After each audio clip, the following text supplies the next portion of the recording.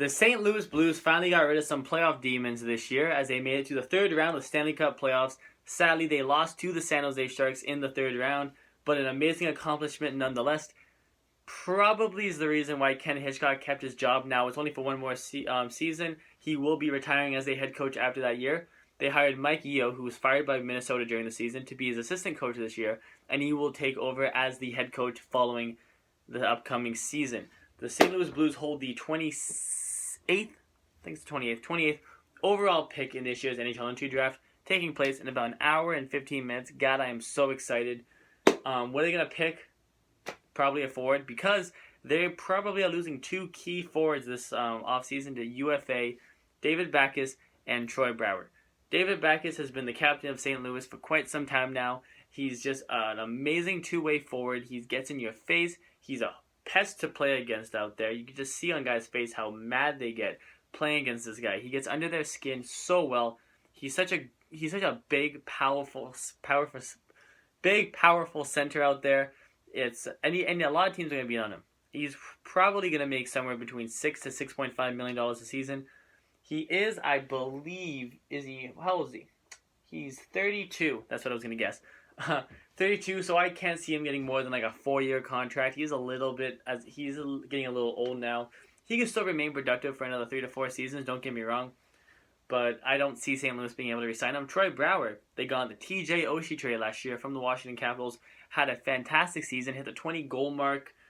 Good power forward, kind of just a... I'm not going to say power. I can call him a power forward. He's a pretty big forward. He can drive the net pretty well from what I saw last season.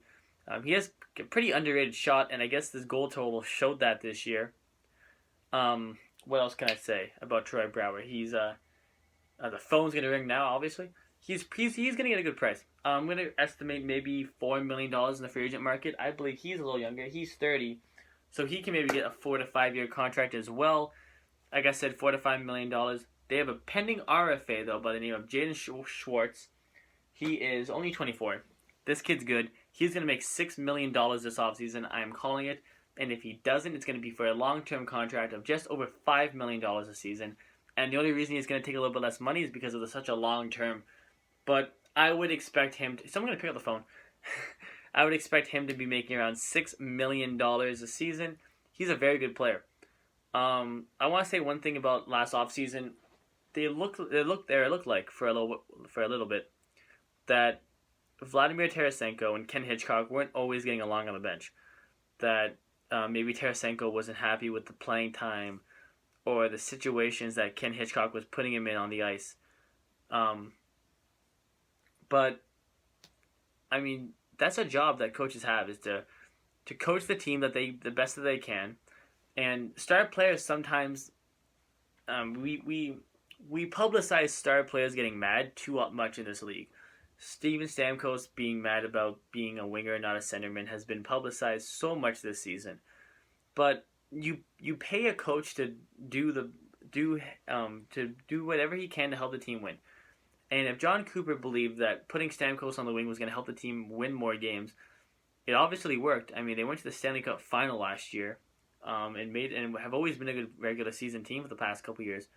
Then sometimes star players, they're good, but they shouldn't be able to change what the coaches are going to do just because, I'm a star player, and if I complain and I show like I'm upset to the fans out there, they'll agree with me and they'll get mad at you and the management will get mad at you. No. Coaches are paid to do what they think is right. You think that everyone's going to get on Mike Babcock's back if he doesn't give Austin Matthews the minutes? Yeah, I know. I'm calling it already. It hasn't been drafted yet, but I'm calling it. What if Austin Matthews doesn't get the minutes he deserves, or people think he deserves this year, because Mike Babcock thinks that putting him on the third line in his rookie season is going to help him more than putting him on the first line or second line? I mean, that's just what Babcock's not going to care. He's not going to care. Why should Ken Hitchcock care if he thinks that Vladimir Tarasenko is going to help the team out in certain situations more than he would in other situations, or having other guys out in a certain situation, or not giving Tarasenko as much ice time as he thinks he's going to be? That's tough love, man. I know coaches have a responsibility to keep their star players happy, but they kind of don't. They honestly kind of don't. That was just something that's always kind of ticked me off. St. Louis is another team I can see trying to maybe go after a goalie. Brian Elliott played good in the postseason. I don't think he's a goalie that can win a Stanley Cup. Fleury's on the market. Bishop's on the market. Those are probably the only two goalies I would really consider them going after. Calgary's probably going to get one of them. I say go get the other one. I'm probably going to put my money on if they were to acquire a goalie, it would have to be Marc-Andre Fleury. I think that Calgary and Ben Bishop seem to be a good some destination for each other. Not that saying Bishop's a much better goalie than Fleury. I'm just saying I think the price for Bishop will probably be a little bit less than the prices for Fleury. That's just a hunch I have. Anyway, guys, that's the St. Louis Blues offseason plan. What's the key to it? The key to the offseason plan is to find a goalie and re-sign Jaden Schwartz. If you can afford to re-sign one of the pending UFAs, Troy Brouwer or David Backes, good luck. I don't think they will, but that's going to be up to the management staff. Anyway, guys, thank you for watching my video on the St. Louis Blues. I really miss editing videos because I know they come out much better than this. Please like the video. I know it was kind of rough, though. Please subscribe to the channel. It would mean so much to me. Please like my page on Facebook. It's all about hockey. The link to it is down below. And please email me any questions or if you just want to talk hockey to theshannonclan19@gmail.com.